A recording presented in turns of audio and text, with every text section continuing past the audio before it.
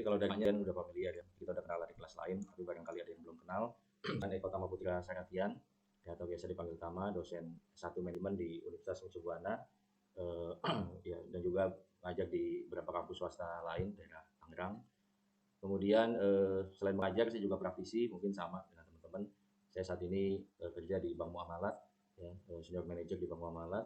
Kemudian aktivitas lain di luar mengajar dan kerja, mengurus beberapa asosiasi masyarakat ekonomi syariah wilayah DKI Jakarta dan juga Ikatan Ahli Ekonomi Islam Universitas Mercu Buana, dan juga aktivitas lainnya ada diri usaha sendiri bareng teman-teman. Oke, masuk ke kontrak perkuliahan di mata kuliah manajemen pelayanan. Komposisi penilaian ya, ini sangat penting karena semenjak perkuliahan kita sistemnya OBI ya, jadi diharapkan akan ada luaran di setiap mata kuliah gitu ya. Salah satunya adalah dengan tugas besar dan juga UAS. Ya, untuk komposisinya TB1 30% bobotnya, kemudian TB2 bobotnya 20%, tugas kecil 20% dan UAS 30%. Nanti untuk tugas besarnya TB1 khususnya akan saya share di minggu ini insya Allah ya. Kemudian deadline-nya adalah di akhir minggu ke-6 ya untuk uploadnya. Nanti akan saya buat baik TB1 maupun TB2-nya adalah berkelompok. Jadi nanti saya tentukan kelompoknya ya, dan juga detail tugasnya saya upload di post ya, upload di post. Nah, saya ingatkan walaupun tugasnya adalah kelompok, ya mungkin filenya akan sama dalam satu kelompok, tapi uploadnya adalah secara individu ya, uploadnya secara individu walaupun filenya sama. Jadi semua record hijau, semua record mengumpulkan tugas. Nah, oke, kemudian untuk TB2 nanti saya share-nya setelah TB1 selesai dulu. Ya, saya share TB2 nanti deadline-nya di akhir minggu ke-13 ya, di akhir minggu ke-13. Bobotnya 20%. Kemudian tugas kecil ini tidak ada tugas khusus tambahan ya, tapi saya langsung nilainya dari jawaban forum dan juga kuis teman-teman sekalian. Ya, jadi untuk tugas kecil tidak ada tugas khusus tapi langsung saya nilai dari forum dan kuis teman-teman. Nah, nilai yang tinggi untuk tugas kecil ini adalah yang originalitasnya tinggi gitu ya. Mungkin kita cari referensi di jurnal ya, mungkin kita cari referensi di website ya, tapi ya bagaimana mahasiswa ataupun kita bisa meramu referensi tersebut ya dengan kata-kata sendiri. Kita mensintesiskan textbook maupun jurnal-jurnal yang kita pelajari gitu ya. Sehingga originalitas itu yang menjadi poin besar ya, selain hasil nilai kuis. Kemudian UAS nanti jadwalnya cek di SIA gitu ya, bobotnya 30%. Kemudian referensi buku ya, kita pakai Munir tahun 2016, judulnya Manajemen Pelayanan Umum di Indonesia.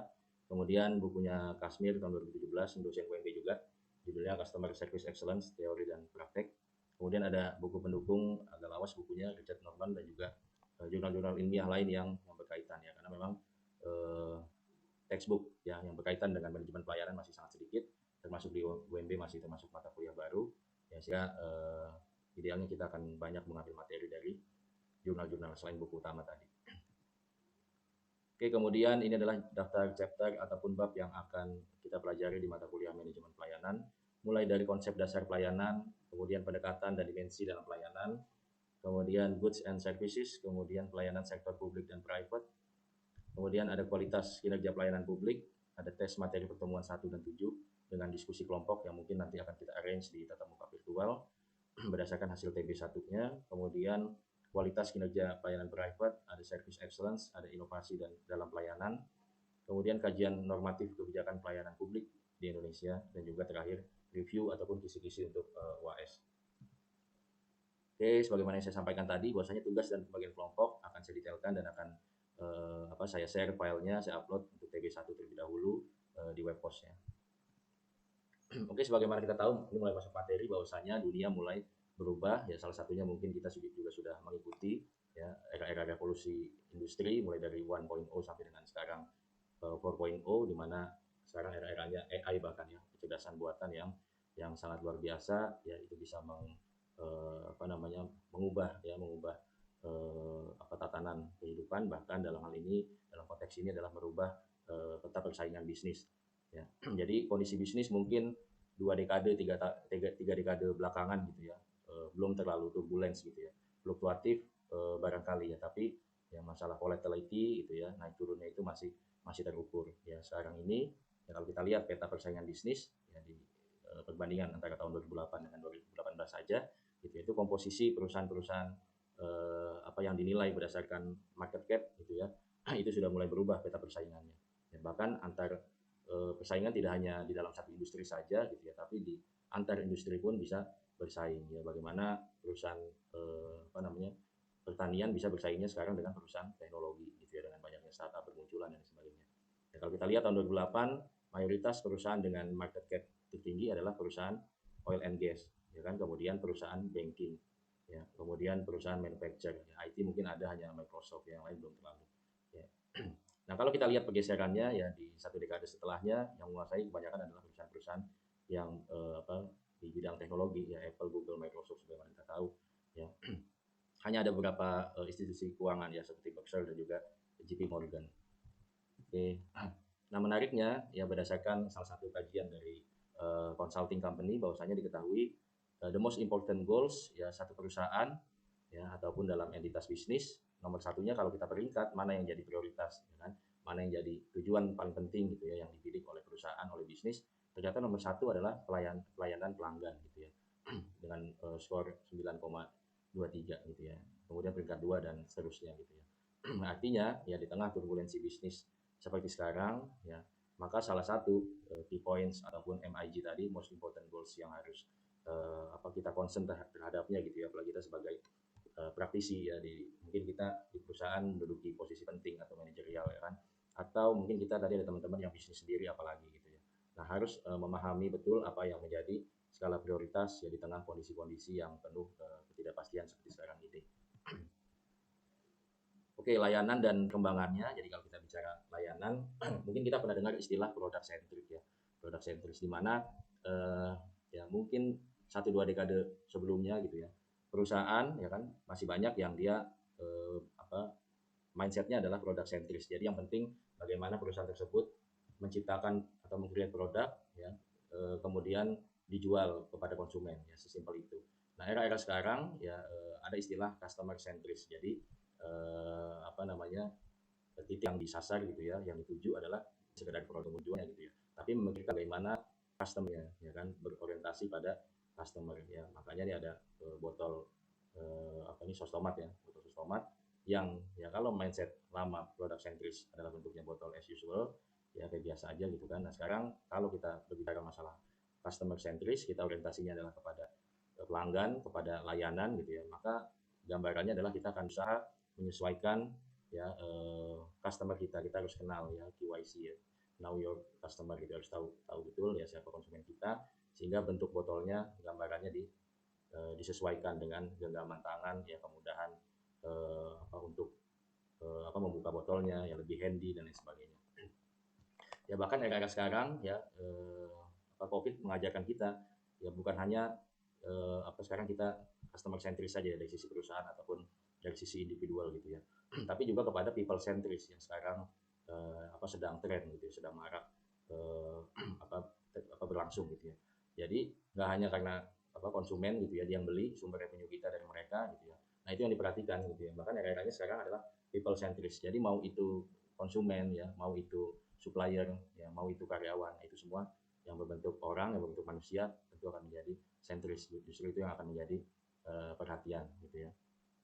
Ya, COVID mengajarkan kita, pemerintah ya pada saat tinggi-tingginya COVID, ternyata juga people centris, lebih mengedepankan kesehatan dan keselamatan dibandingkan dengan ekonomi ya, walaupun di tengah pro dan kontra kebijakan segala macam, tapi kita nggak masuk ke situ ya. Kemudian dari sisi ini ya, dari sisi perusahaan juga, kalau kita lihat perusahaan-perusahaan startup ya, startup yang mungkin sempat tumbuh cukup eksponensial ya, tumbuhnya cepat sekali gitu ya, bahkan value-nya gitu ya, nilainya sangat fantastis, bahkan hanya dalam beberapa tahun bisa sampai triliunan gitu ya. Nah, namun 1-2 tahun belakangan ini kita menemukan fenomena banyak startup yang harus gulung tikar ya, atau minimal memangkas karyawannya ataupun efisiensi. Tapi kita lihat juga adanya fenomena people centris di situ, bagaimana ternyata perusahaan berempati terhadap karyawannya sendiri ya, walaupun ada kenyataan yang harus dihadapi bahwasanya mereka harus lay off ataupun mengurangi karyawannya. Ya, bentuknya adalah misalkan HRD-nya ya, walaupun harus PHK ratusan atau bahkan ribuan karyawan, mereka berusaha mencarikan tempat baru ya. Mereka bikin list ya, mungkin teman-teman sering lah lihat ya di sosial medianya ya, di LinkedIn, di WhatsApp ataupun di grup di jaring lainnya gitu kan, yang HRD itu menawarkan tenaga kerja ke perusahaan sejenis ataupun yang sesuai dengan bidangnya masing-masing. Ya. Bahkan mungkin teman-teman pribadi gitu, saya pribadi juga ada yang tawarkan ya, barangkali butuh tim, yang butuh staff gitu ya. Ada temannya juga yang nawarin karena timnya ya harus kena pengurangan gitu ya. Nah ini mungkin adalah salah satu manifestasi ataupun perwujudan dari people centric tadi, yang mana bisnis sudah mulai berubah ya, tidak hanya berfokus kepada produk tapi juga mulai aware terhadap konsumen, termasuk dalam hal ini aware terhadap manusianya itu sendiri ya, baik konsumen, supplier, karyawan ataupun masyarakat di sekitar tempat usaha tersebut. Oke, kita belajar dari bisnis kopi ya.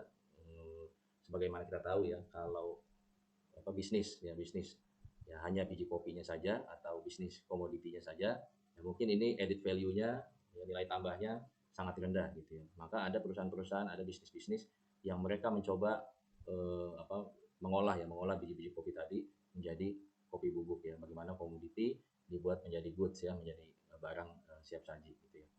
Kemudian dikasih brand ya, entah itu Arabica ataupun brand-brand lainnya lah gitu ya. Kemudian ada lagi gitu ya, seiring dengan perkembangan layanan gitu ya, ya ada juga kebutuhan konsumen ya, kita sebagai produsen, sebagai perusahaan berempati bahwasanya konsumen ada juga yang maunya kopi itu udah siap ya, nggak mau lagi kopi bubuk harus nyeduh lagi ya, cari gula dan sebagainya gitu ya. Maka ada bisnis-bisnis yang misalkan ya dalam contoh ini misalkan hotel menyajikan ada service ininya ya, kopi yang tadi restorannya ataupun di sekitar hotel tersebut gitu ya. Kemudian berkembang lagi ya, nggak hanya sekedar minum kopi ya, tapi perusahaan berempati, berusaha melihat adanya demand bahwasanya orang sambil ngopi ternyata butuh experience yang menyenangkan gitu ya, yang tempat ngopi bisa ngobrol ya, bisa berlama-lama ya, bahkan sambil ngerjain tugas dan lain sebagainya ya, atau pertemuan meeting dengan customer, dengan nasabah ya, itu bisa jadi tempat yang menyenangkan gitu ya. Nah maka tahapan berikutnya adalah perusahaan banyak melihat ini dan mulai menawarkan tidak hanya secangkir kopinya saja, tapi menawarkan layanan berupa experience ya, atau pengalaman ngopi di tempat yang nyaman tadi. Kemudian berkembangnya lagi ya, tidak hanya sekedar experience-nya di internal ataupun di environment-nya coffee shop-nya saja gitu ya, tapi berkembang lagi ya, bertransformasi lagi seperti Starbucks yang dia ya tidak hanya berusaha membuat experience yang baik di kedai kopinya gitu ya, tapi juga mengedepankan CSR dan juga mengedepankan isu-isu sosial dan juga bahkan lingkungan gitu ya. Jadi CSR-nya itu yang dikedepankan ya. Ini udah another level ya, udah satu step lebih tinggi dibandingkan hanya sekedar experience ya. Nah kaitannya perubahan ini, transformasi ini adalah dalam ya kepentingan untuk memberikan layanan yang baik ya, yang end to end kepada customer ya. Oke, di era terdahulu ya, atau kita menyebutnya dengan first era, di mana kondisi persaingan belum begitu turbulence ya, masih biasa-biasa saja, so-so ya, saling bersaing, semua masih dapat kue, hanya mungkin persentasenya yang beda ya, dan sebagainya gitu ya. Nah pada era tersebut ya, bisnis masih sangat konvensional ya, di mana konsumen pola pikirnya adalah dijadikan sebagai objek ya, kemudian tujuan didirikan bisnis adalah mencapai target penjualan, simple itu ya. Kriterianya juga hanya salesnya berapa sih, revenue-nya berapa perusahaan setahun gitu ya. Dan juga orientasinya adalah jangka pendek, yang penting tahun ini untung, yang penting tahun ini bagi dividen, yang penting tahun ini nggak ada kurang karyawan gitu ya. Kemudian masuk ke era berikutnya di mana persaingan lebih tinggi ya, lebih fierce, lebih ketat. Kemudian pola pikirnya adalah customer adalah raja gitu. Mungkin ini yang sering kita dengar adalah di era-era yang kedua, yang tengah-tengah kan. Nah tujuan bisnis di era kedua adalah nggak hanya target penjualan sebagaimana era pertama, tapi mulai memikirkan kepuasan dan loyalitas konsumen ya, yang kaitannya dengan layanan. Kemudian kriterianya apa ya, kalau first era penjualan ya. Nah ini era kedua mulai pembelian berulang gitu ya, beli lagi ya, konsumennya biar loyal ya, ada punya captive market yang dijaga gitu ya. Nah, ini orientasinya udah mulai memikirkan jangka panjang ya. Yang menarik, pendekatan pertama ya, layanan itu hanya sebagai pelengkap. Yang era kedua ini udah mulai dijadikan SOP. Jadi bagaimana kalau konsumen datang itu udah mulai dipikirkan ya, salamnya seperti apa ya, kontak matanya seperti apa, salamannya tingkat keeratannya seperti apa ya, barangkali ada SOP salaman misalkan ya. Kemudian menanyakan kebutuhannya dan sebagainya, semua diatur dalam SOP gitu ya. Nah era-era sekarang ya, yang lebih persaingan bisnis tadi kita udah lihat kondisinya sangat turbulence gitu ya.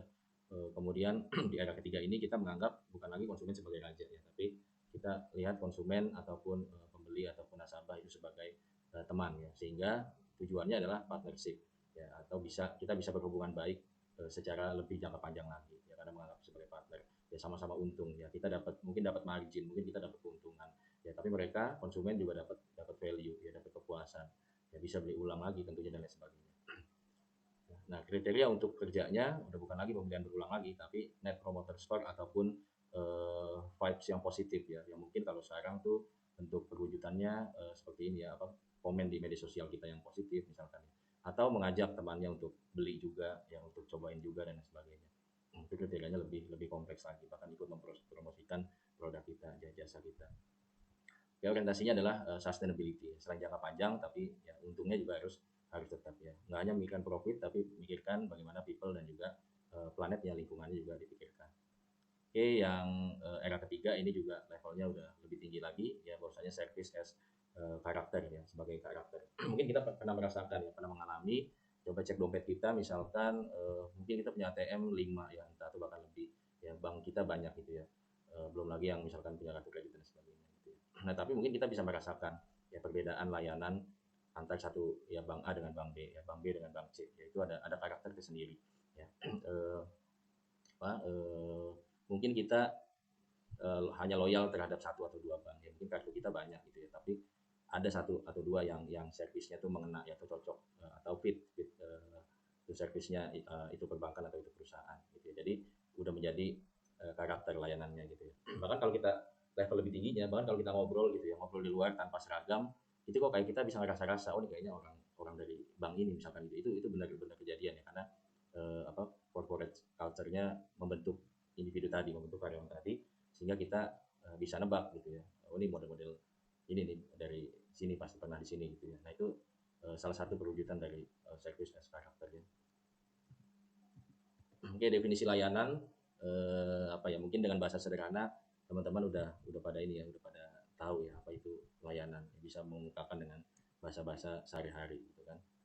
Nah, salah satu diantaranya layanan adalah memenuhi kebutuhan konsumen, bahkan diupayakan melampauinya gitu ya. Kemudian definisi lain adalah intinya adalah memberi nilai tambah ya, ataupun membangun efek kagum. Mungkin ini yang sedikit tersirat di benak kita gitu ya. Oke, kemudian ada pertanyaan, kita berangkat dari why, kenapa kita melayani ya. Nah, ini terutama dari sisi private ya. Dari tadi kalau kita teman-teman baca modul gitu ya, services ataupun pelayanan yang saat ini adalah konteksnya dibagi dua, ada pelayanan yang public, ada pelayanan yang private. Ya, khususnya terlebih yang private, ya tentunya bisnis kita adalah bisnis layanan. Ya, memang itu bisnis kita. Jadi kita harus melayani, kita harus services dengan baik gitu ya. Kemudian kenapa lainnya adalah ya, kita ada karena ada konsumen yang beli ya. Kalau nggak ada, mungkin bisnis kita susah survive, mungkin bisnis kita susah gaji pegawai, bayar kewajiban lainnya gitu ya.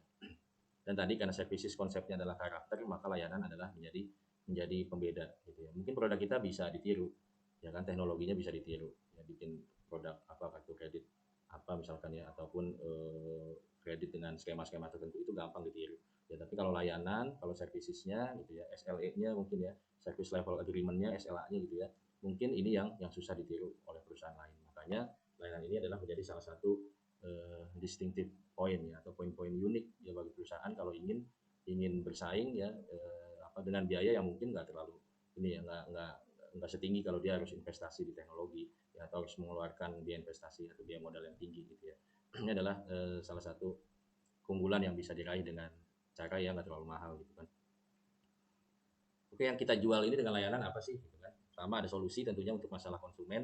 Kemudian kita juga jual good feeling, kita maunya feeling kita sebagai pelayan juga bagus ya. Konsumen tentunya juga harus mendapatkan vibes good feeling tadi ya.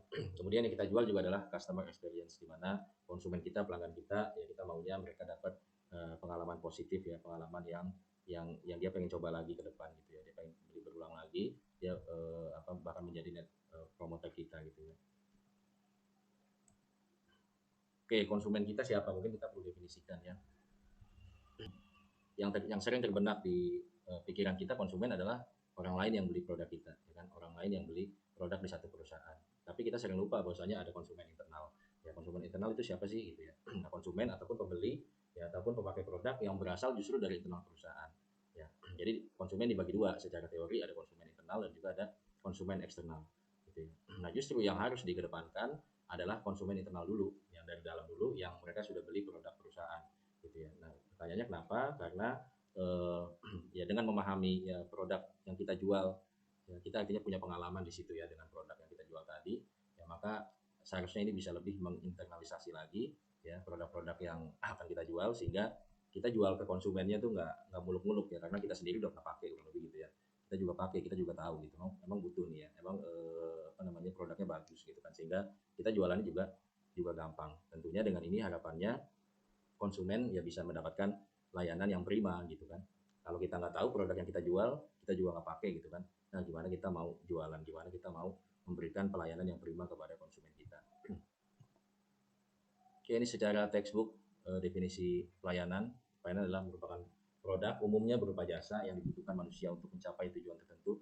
Contohnya mengajar, memberikan konsultasi, ya benerin mobil, jahit baju, ngobatin pasien, bersihin karpet dan lain sebagainya. Itu adalah contoh-contoh layanan yang gampang kita temui di kehidupan sehari-hari.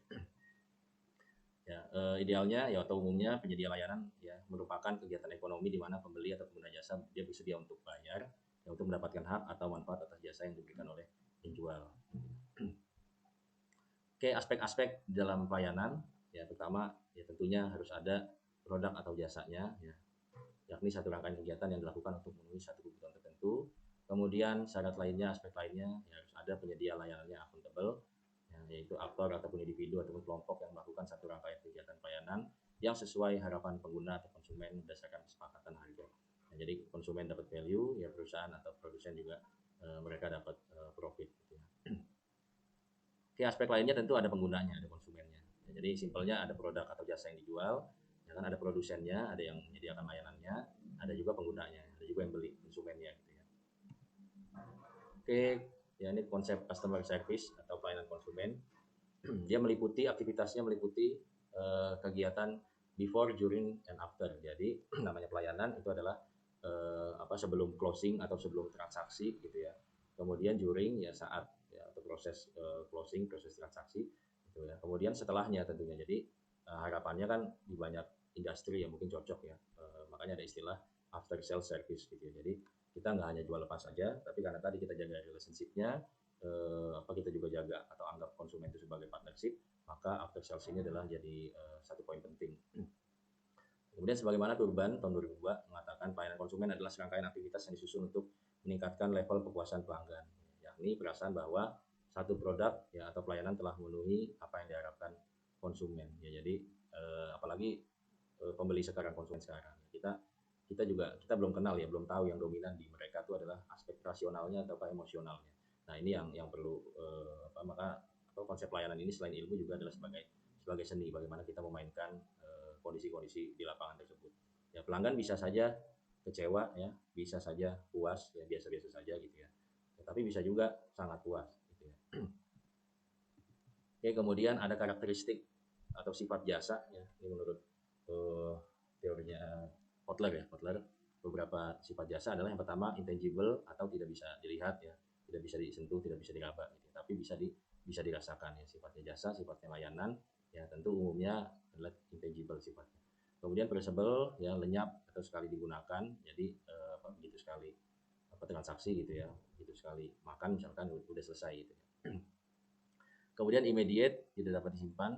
Kemudian customer involvement biasanya ikut melibatkan konsumen ya dalam pelaksanaannya. Mungkin contohnya kalau kita buka rekening di perbankan gitu ya, walaupun logika kita ya menganggap bahwasanya dalam isi form itu kalau ditulisin CS kayaknya lebih enak deh ya, lebih bagus gitu kan. Tapi nggak ada customer involvement-nya, makanya beberapa customer services kalau secara standarnya itu harus dia juga menginvolve si customer-nya ya, sehingga konsumen terlibat dalam proses transaksi tersebut. Ya, memang di luar ada kepentingan kaitannya dengan compliance dan legal gitu ya, tapi salah satu view yang bisa kita ambil dari aspek pemasaran adalah masalah customer involvement-nya ini sendiri.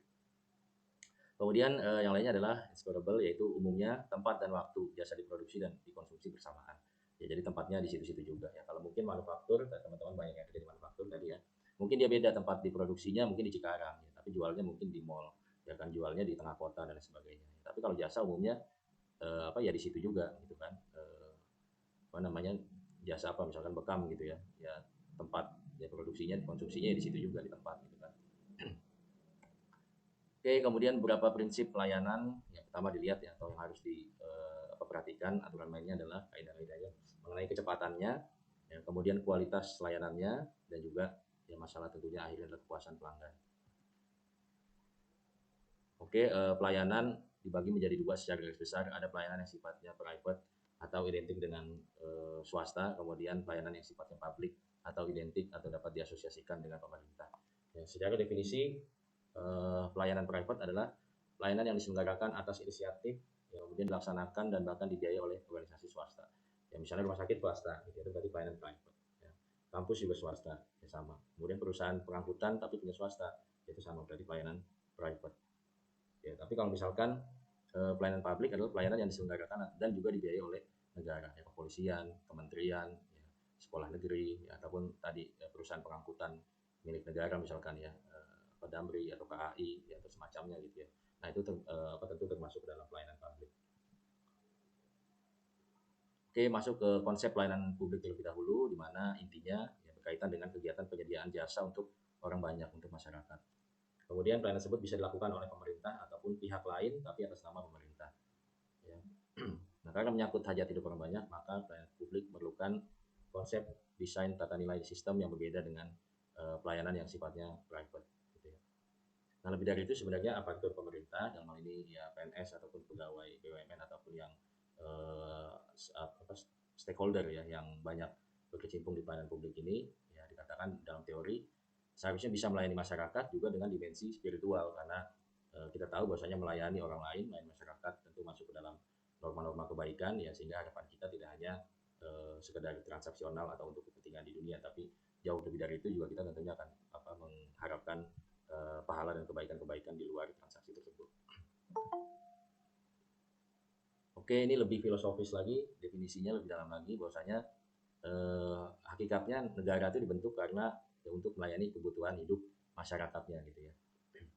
Dan juga berkaitan dengan konsensus sosial bahwa masyarakat membutuhkan beberapa layanan tertentu yang harus tersedia bagi semua orang tanpa memandang tingkat status sosial dan pendapatan mereka ya. Sebagaimana orang kaya butuh listrik, butuh air bersih gitu ya. Sama masyarakat miskin juga sama, butuh listrik, butuh air bersih ya, butuh sandang pangan papan yang layak dan sebagainya.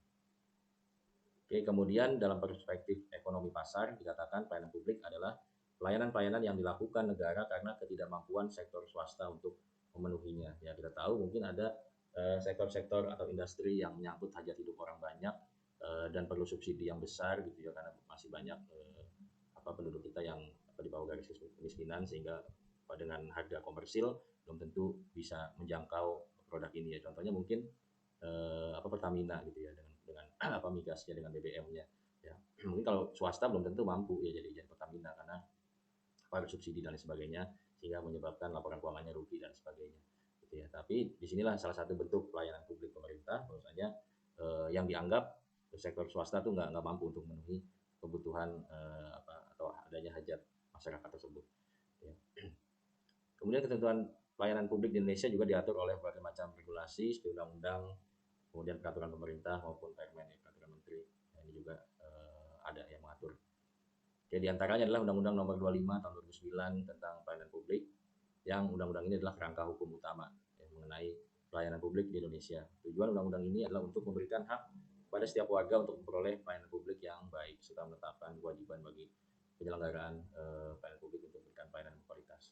Kemudian ada Undang-Undang Nomor 14 Tahun 2008 tentang keterbukaan informasi publik, ini juga berkaitan dan saling melengkapi antara dengan undang-undang sebelumnya.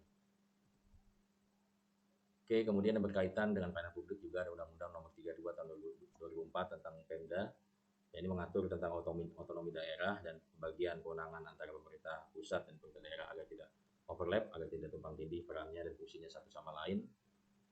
Ya, kemudian keputusan Menteri PAN-RB ya, yang juga mengaturnya dalam standar pelayanan publik, prosedur operasional standar dan evaluasi kinerja pelayanan gitu ya.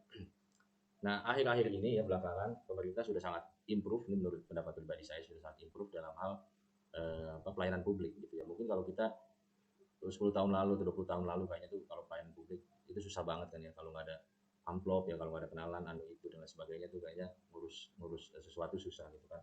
Tapi kita lihat sekarang ya adanya tadi undang-undang dasarnya sendiri ya yang menjadi acuan pelayanan publik, kemudian undang-undang keterbukaan informasi dan sebagainya ya yang diimplementasikan dengan baik sehingga transformasi juga tidak hanya berlaku di swasta tapi juga bisa terimplementasi dengan baik di ruang-ruang publik gitu ya. Sehingga ini adalah salah satu positif poin sehingga dalam mata kuliah ini juga menyinggung masalah pelayanan publik ya, apalagi kondisinya sekarang sudah improve ya. Saya ngalamin sendiri juga biasanya kalau kita ke bank komersial gitu ya, ke bank komersial ke CS-nya gitu kan, sama ke ya misalkan ngurus apa gitu ya, ke dinas apa gitu, ada CS-nya juga gitu. Ini akan sangat jomplang pelayanannya gitu ya, sapanya dan sebagainya akan sangat jauh ya kualitas pelayanannya. Tapi sekarang ini saya merasakan itu udah nggak beda jauh, udah bahkan inilah bisa dibilang sama gitu ya, sama-sama melayani dengan baik. Ya. Dan saya pernah ngurus sertifikat rumah dan sebagainya itu bahkan bisa one day service. Kalau kita datang 10 mereka pertama itu bisa dilayani dengan baik, sore selesai. Itu benar-benar jadi efektif banget. Jadi di satu hari itu bisa selesai gitu. Yang mungkin kalau itu kita urus dulu kita pakainya notaris gitu ya, karena males ya berurusan dengan yang administratif gitu kan. Nah ternyata sekarang terbukti bahwa kita ngurus sendiri itu bisa gitu, dan biayanya jauh banget ya kalau kita pakai notaris sama ngurus sendiri gitu. Nah itu adalah beberapa pengalaman yang pernah dialami sendiri. Mungkin teman-teman juga sekarang mengenai pelayanan publik sudah mulai improve ya. Mungkin satu dua ya oke lah namanya, tapi continuous improvement ya, harapannya ke depan bisa semakin lebih baik lagi. Oke, kemudian masuk ke pelayanan private ya, atau dalam hal ini adalah ranahnya swasta. Ini pelayanan yang diberikan oleh pihak swasta yang orientasinya adalah pada pelanggan atau stakeholders yang tujuannya adalah mencari keuntungan atau profit. Ya. Nah, pelayanan swasta tanggung jawabkan kinerjanya pada stakeholders. Ya, kalau tadi yang publik ya, tanggung jawabnya adalah kepada kemaslahatan masyarakat, lebih luas lagi, lebih umum lagi. Ya, skupnya lebih luas lagi. Oke, karakteristik pelayanan private ya atau sektor swasta. Nah, dia lebih mendasarkan kepada pilihan individu. Ya, jadi artinya walaupun orang perorangan, satu orang, dua orang tetap dilayani karena itu kuenya mereka, ya, karena itu customer mereka, karena itu revenue mereka. Ya, nah, kalau sektor publik umumnya ya dia nggak terlalu melihat individual, tapi kalau bisa dia melayani pasar yang lebih luas lagi, maka istilahnya adalah pilihan yang kolektif gitu ya. Sehingga harapannya dampaknya ya, karena lebih sosial ini orientasinya, sehingga kalau bisa lebih menjangkau banyak orang lagi. Oke, kemudian karakteristik sektor swasta ini dipengaruhi oleh supply demand. Ya, kemudian manajemen di sektor swasta ya tentunya lebih tertutup ya terhadap akses publik. Kalau sektor publik semua bisa kasih saran masukan ya, walaupun kadang-kadang netizen kebablasan ya di era sekarang kan. Ya kecuali swasta yang listed ya, yang TBK, yang dia melantai di bursa, mungkin ya datanya informasinya bisa diakses oleh publik. Kemudian sektor swasta lebih berorientasi pada keadilan pasar atau equity of market.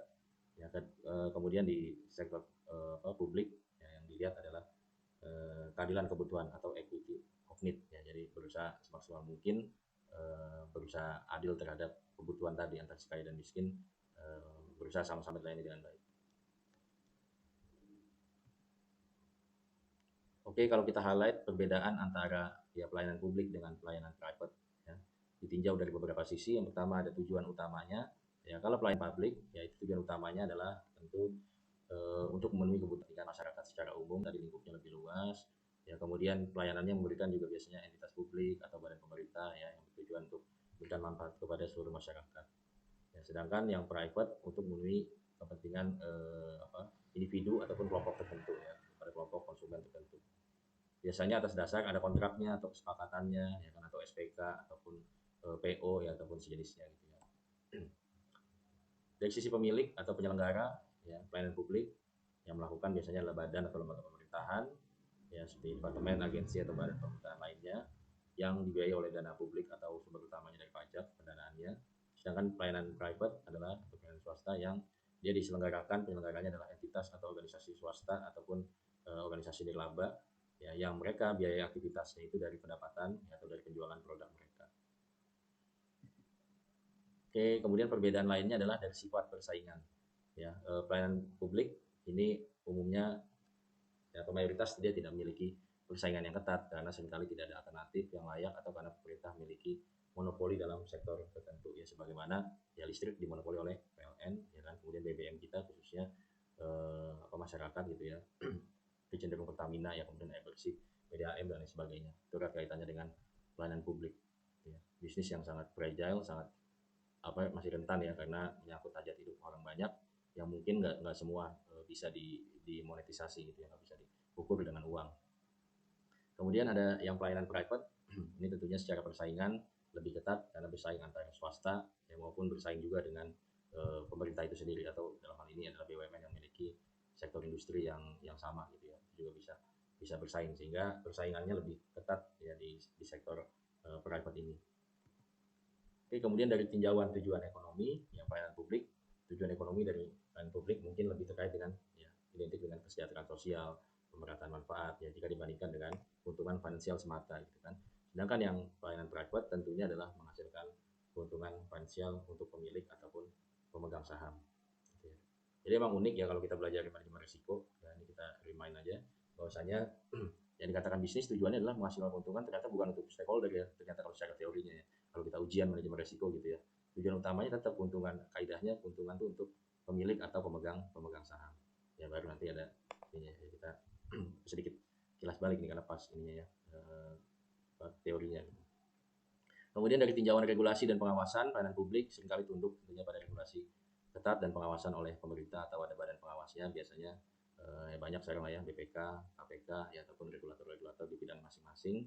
Ya, kemudian di pelayanan private ya sama-sama dia tunduk juga terhadap regulasi perizinannya, legalitasnya ya, tentunya harus lengkap, harus comply sesuai dengan industrinya masing-masing gitu kan. Nah, tapi barangkali masih ada fleksibilitas yang lebih besar dalam menjalankan operasinya gitu ya, karena nggak menyangkut uang negara gitu ya, karena uangnya kan uang pemegang saham, uang sendiri ya, gitu. Kalau ada yang penggunaan yang nggak sesuai dan sebagainya, itu biasanya akan ada auditnya internal terlebih dahulu. Dan pengawasnya tadi hanya magerin di kaitannya dengan regulasi, jadi perizinan di selama tidak ada pelanggaran dan sebagainya. Gitu ya. Nah, namun penting untuk dicatat ya, walaupun tadi terkesan kita mengotak-otakkan atau membagi ya, mengenai pelayanan private dan pelayanan publik gitu ya. Tapi dalam beberapa kasus, ini khususnya kondisi di Indonesia ya, sekarang banyak bentuk kolaborasi antara pihak publik dan juga pihak private gitu ya, atau istilahnya PPP, Public Private Partnership, di mana keduanya bekerjasama untuk menyediakan pelayanan. Dalam skenario semacam itu ada penggabungan elemen dari kedua jenis pelayanan. Jadi kalau ada ya perusahaan ya private swasta yang dia bergabung ataupun joint venture ataupun kerjasama dengan pemerintahan gitu ya, atau BUMN BUMD misalkan ya, dalam mengerjakan satu proyek, nah, maka itu disebut dengan atau termasuk dalam diantara ya, pelayanan publik dan juga private gitu ya, ada di irisan tersebut gitu ya. Nah, contoh mungkin kalau PPP mungkin masih jarang dengar ya, tapi kalau KPBU, istilah KPBU mungkin teman-teman lebih familiar ya, terutama barangkali ada yang kerja di pemerintahan atau di PNS di kementerian ataupun karyawan di BUMN mungkin lebih familiar dengan istilah KPBU ya, kerjasama pemerintah dan badan usaha. Ya, ini mirip lah dengan konsepnya PPP atau perwujudan dari konsepnya PPP. Ya, ada kerjasama pemerintah dan badan usaha. Ya, misalkan kalau yang mungkin sekarang banyak adalah proyek-proyek infrastruktur ya kan, entah kereta cepat ya, ataupun atau yang gampang jalan tol misalkan ya, jalan tol gitu kan, itu kan proyek-proyek yang namanya infrastruktur. Kalau secara studi kelayakannya, feasibility study-nya ya, payback periodnya tuh lama ya, atau balik modalnya tuh lama banget gitu ya. Kalau kita bisnis kuliner mungkin sebulan atau bahkan kurang tuh udah bisa balik modal ya kan. Tapi kalau kita bangun jalan tol ya, bangun pelabuhan, bandara ya, dan sebagainya, mungkin baru di atas 12 tahun kita bisa balik modalnya ya, belum untungnya, baru modalnya gitu ya. Nah, maka ada bisnis-bisnis tertentu yang butuh ini ya, insentif ataupun butuh support pemerintah ya, butuh stimulus pemerintah, bagaimana agar supaya swasta mau ikut ya, atau mau masuk ke bisnis-bisnis yang quote and quote bisnis ini ya, bisnis khusus ya, bisnis khusus tersebut gitu ya. Nah, kalau begini tentunya nggak ada insentifnya, misalkan dia konstruksi nggak ada insentifnya gitu ya, semua bangun sendiri swasta ya kan, mana mau dia bikin ini ya, bikin proyek-proyek pelabuhan, bandara gitu ya, yang identik dengan tadi periodnya yang lama. Makanya ada program pemerintah banyak lah turunannya, kalau dijabarkan tuh ada paket kebijakan ekonominya gitu kan. Kalau misalkan di infrastrukturnya setengahnya kurang sedikit tuh bisa patungan lah sama pemerintah bisa injek di situ, itu salah satu stimulusnya ya. Ataupun program-program lainnya ya, paket kebijakan dari beberapa kementerian, yaitu ada untuk ya salah satu cara untuk mendongkrak perekonomian di sektor-sektor ekonomi yang nggak banyak pemain atau dunia usaha mau masuk ke situ. Gitu, harus ada stimulus ataupun bantuan dari pemerintah. Salah satunya adalah bentuk KPBU ini, kerjasama ya, antara publik dan juga private. Oke, mungkin itu ya di tatap muka virtual kita di pertemuan yang kedua ya, minggu kedua di mata kuliah manajemen pelayanan. Silakan apabila ingin ditanyakan, diskusi.